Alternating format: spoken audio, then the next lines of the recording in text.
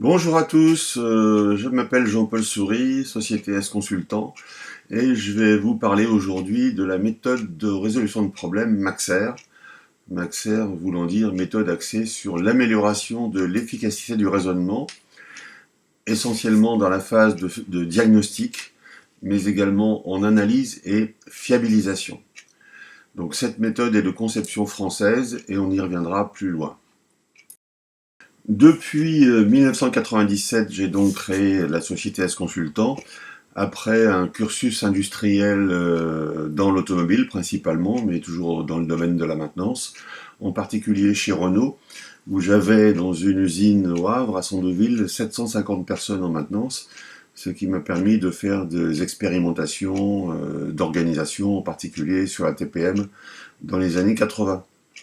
Ensuite, j'ai quitté Renault pour aller chez Polymon. C'est une société de prestation de services en maintenance qui a beaucoup travaillé dans le domaine des automatismes et de la robotique à l'époque de leurs apparitions, avant d'intégrer Jacobs dans la division sûreté de fonctionnement, fiabilisation, où j'ai découvert le conseil, ce qui m'a entraîné à rentrer chez Corp Consultant en tant que directeur du conseil en maintenance. Et je suis revenu dans l'automobile chez Garrett, les turbocompresseurs, aujourd'hui sous le nom d'Honeywell. Et c'est à cette période que j'ai été formé Master Black Belt Six Sigma, la variabilité des processus grâce au Texan que vous voyez sous la photo. J'ai commencé à faire du conseil dans l'organisation de la maintenance, dans la gouvernance des contrats, et puis maintenant dans la maintenance 4.0. J'ai rédigé deux ouvrages, le premier était La maintenance source de profit, et le second, le guide du parfait responsable maintenance, et également de nombreux articles dans les revues Qualité Référence et Production Maintenance. Vous voyez à l'écran les entreprises dans lesquelles je suis intervenu. Bon, il y a des grandes entreprises, mais il y a aussi des PME, PMI. Bon, bien sûr, j'ai commencé dans le domaine de l'automobile avec PSA, Bosch, Faurecia, Magna Uniport qui fabrique la Smart à Sarreguemines, Sogefi Group qui est l'ensemble des petites entreprises qui font des filtres, etc. Mais également l'agroalimentaire, Lu, Lactalis, Bridor, Fleury-Michon, Laïta, la pharmacie, pas mal, Bristol Myers Squibb, GSK, AstraZeneca, les prestataires de services en maintenance, parce qu'en fait, un prestataire de services en maintenance est censé résoudre les problèmes de ses clients. Donc certains ont même formé des instructeurs internes.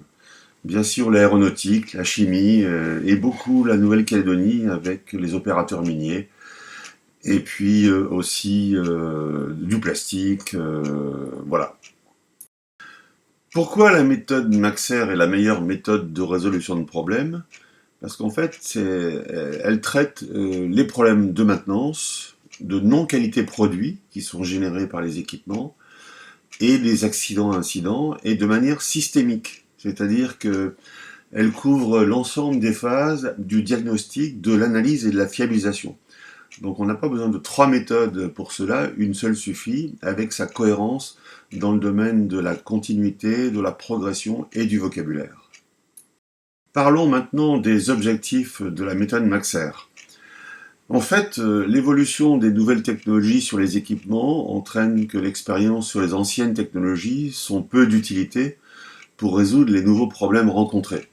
Moi, je l'ai vécu dans le domaine de la robotique, et des automates programmables, puisqu'avant on n'avait que des machines équipées d'armoires à relais et que des machines spéciales.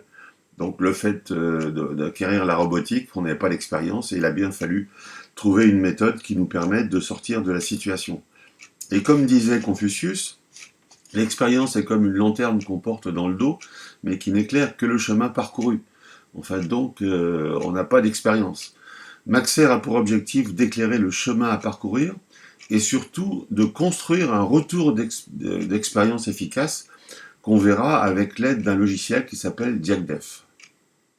Mais commençons par son histoire, de sa conception. En fait, c'était la société Michelin qui ne trouvait pas sur le marché des méthodes efficaces dans le domaine de la maintenance. Il n'y avait que les méthodes qui venaient du Japon, Ishikawa, 5 pourquoi, etc., etc. Et donc, il a missionné le groupe Lausanne, qui est un cabinet parisien, pour créer la méthode Maxer. Et donc, elle a été utilisée depuis les années 70 et est toujours en vigueur d'ailleurs chez Michelin, mais également déployée chez Renault, PSA et les fournisseurs de l'automobile dans un premier temps, puisque ça venait de ce milieu. Et ensuite, toutes les industries qu'on a vues tout à l'heure, agroalimentaire, chimie, aéronautique, etc. La particularité de la méthode Maxer, c'est d'être une méthode hypothético-déductive, c'est-à-dire qu'il y a une phase de pose des hypothèses et une phase de déduction qu'on verra précisément ultérieurement. Elle est également systémique, comme je vous l'ai évoqué précédemment, alors que les autres sont principalement toutes analytiques. Elles ne traitent qu'un segment du processus. Elle dissocie très fortement les causes de panne, on appelle matérielles, des causes premières, qui sont pratiquement toutes des erreurs humaines et des événements non maîtrisables. Elle permet la formalisation d'un retour d'expérience partageable, car informatisable par DiagDef. Donc on peut dire qu'en fait, Maxer est un élément numérique de l'industrie 4.0. Et elle est de conception française, initiée par Michelin et formalisée par le cabinet Lausanne. Et plus de 45 000 personnes ont été formées depuis sa création, grâce au déploiement dans les grandes entreprises des instructeurs internes qui avaient été formés. Alors qu'est-ce qu'est une approche systémique ? Eh bien, quand on regarde le résultat de la disponibilité opérationnelle des équipements, on appelle le TRS, l'OI, etc., eh bien, tout part de la conception. Et en conception, on a une méthode qui s'appelle l'AMDEC moyen, analyse de modes de défaillance, de leurs effets et de leur criticité, qui permet de prévoir ce qui risque d'arriver. En fait, malheureusement, on ne prévoit pas tout. Sans ça, on n'aurait pas de panne et on n'aurait pas besoin de préventif. Et cet AMDEC moyen va nous permettre d'élaborer un plan de préventif prévisionnel, de définir des pièces de rechange et éventuellement d'intégrer des diagnostics intégrés dans les équipements pour ceux qui ont la capacité de les financer. Mais des défaillances proviennent et donc il faut les traiter déjà pour aller trouver les causes de panne, faire un compte-rendu dans la GMAO et donc formaliser ce qui est arrivé. Et tout ça, ça fait partie de la premier module de Maxer qui s'appelle Max Diagnostic. Mais il ne faut pas s'arrêter là, ce que font un grand nombre de responsables maintenance, parce qu'ils ne poussent pas jusqu'à l'analyse du pourquoi c'est arrivé. Et là, c'est le deuxième module qui va nous permettre d'identifier quoi faire pour que ça ne se reproduise plus avec le module MaxFiable, et en déduire des projets de fiabilisation et puis de conception de la maintenance 4.0. Et je parlais du retour d'expérience. Eh bien, ce retour d'expérience va permettre d'intégrer dans un logiciel qui est l'après-GMAO, qui s'appelle DiagDef, l'ensemble du pourquoi c'est arrivé et de mettre à jour éventuellement les AMDEC moyens qui auraient été faits initialement. Je vous parlais préalablement d'approche systémique. Eh bien, voilà ce qu'on peut présenter sous forme systémique. L'objectif, c'est de rechercher la cause probable afin d'identifier la cause première. Et cette cause probable, il va falloir bien sûr la vérifier pour savoir si c'est bien la bonne.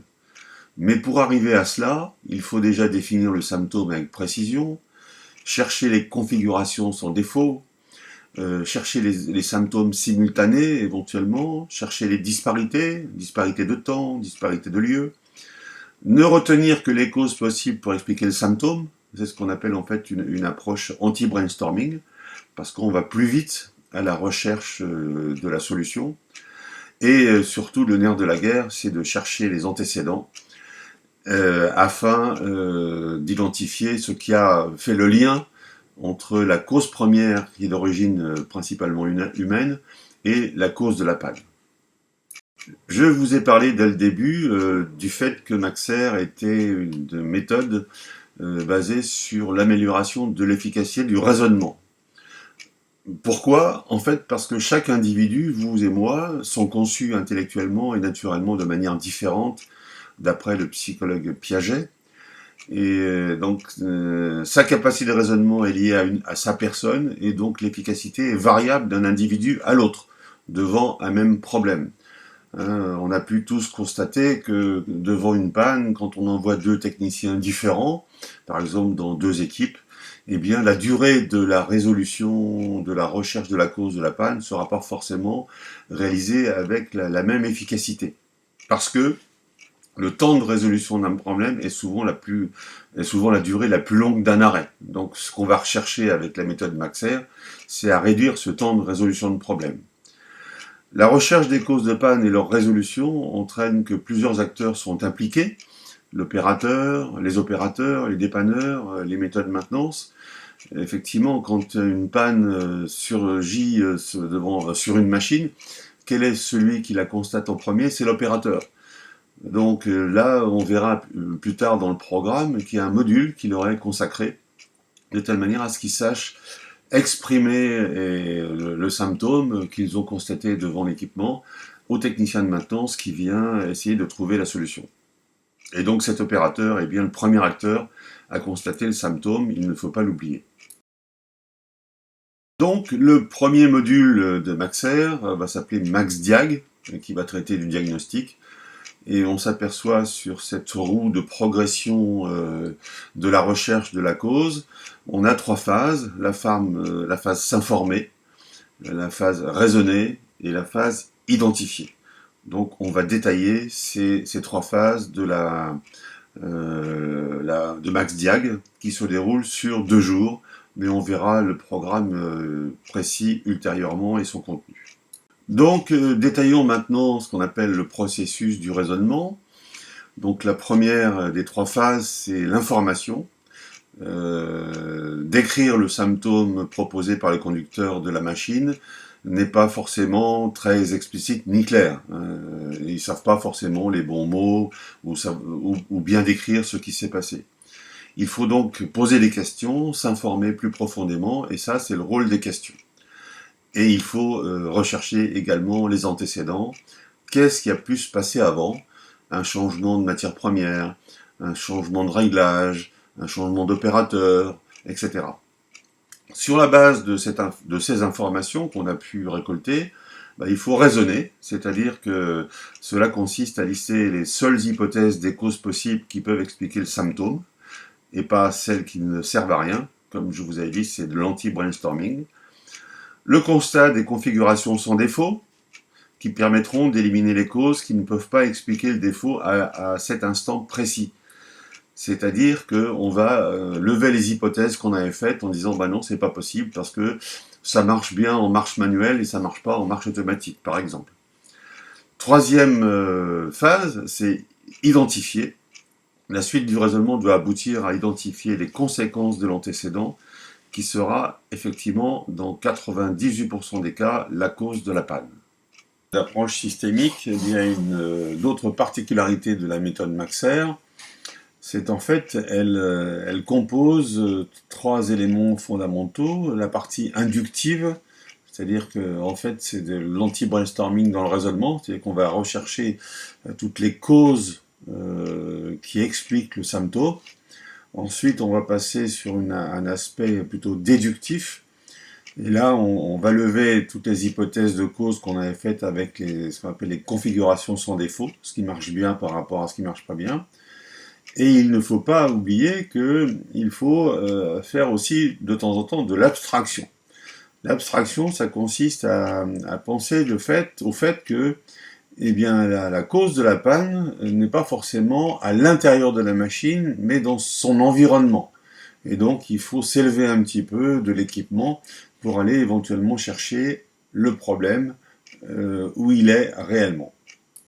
Merci pour votre attention et à bientôt pour la présentation de la phase 2 de Maxer. À bientôt, au revoir.